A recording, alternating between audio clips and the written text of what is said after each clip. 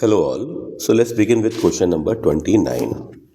देखिए, इस क्वेश्चन में कहा गया है, ये एक्चुअली प्रीवियस क्वेश्चन को ही वापस ले लिया गया है इसमें। जिस क्वेश्चन में हमने M1, M2, M3 के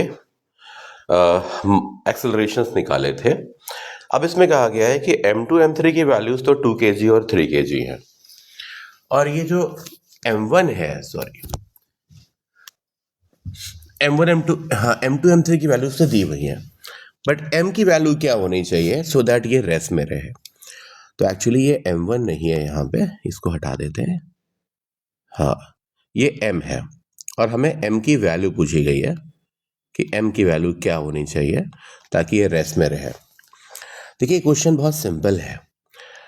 देखिए, अगर ये रेस्ट में रह रहा है तो क्लियरली ये पूरी रस्सी रेस्ट में होगी और ये पुली भी रेस्ट में होगी, और अगर ये पुली भी रेस्ट में होगी तो हम M1, M2, M3 की असेंबली को एक इंडिपेंडेंट एटवुड मशीन मान सकते हैं, ठीक है। और ऐसे में हम जानते हैं कि M2, M3 जिस रस्सी से जुड़े हुए हैं उनका टेंशन हो जाता है 2M2, M3 upon M2 plus M3G। अगर आपको ये रिलेशन या रिजल्ट याद नहीं है तो आप M2, M3 पे न्यूटन्स लॉ लगा के उनको सॉल्व करके टेंशन निकाल सकते हैं।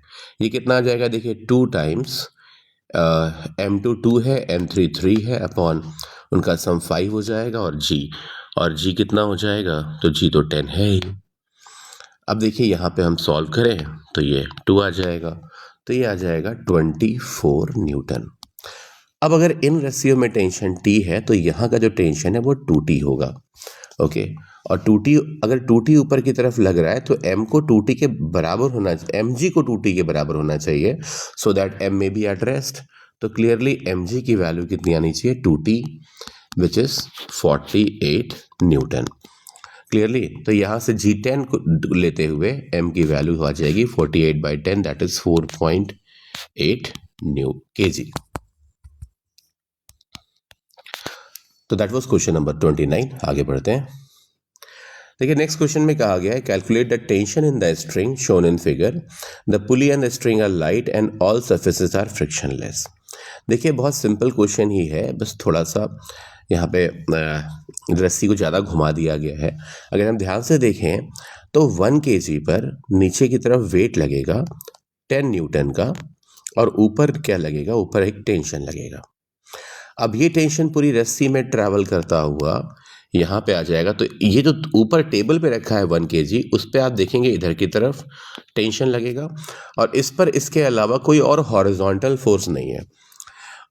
टेबल पे रखे हुए जो मास है, ब्लॉक है, उस पर नॉर्मल रिएक्शन mg लग रहे होंगे, बट वो तो वर्टिकल होंगे, इस डायरेक्शन में होंगे, उनका इसके हॉरिजॉन्टल मोशन से कोई लेना देना नहीं है, और सारी सर्फेसेस फ्रिक्शनलेस हैं।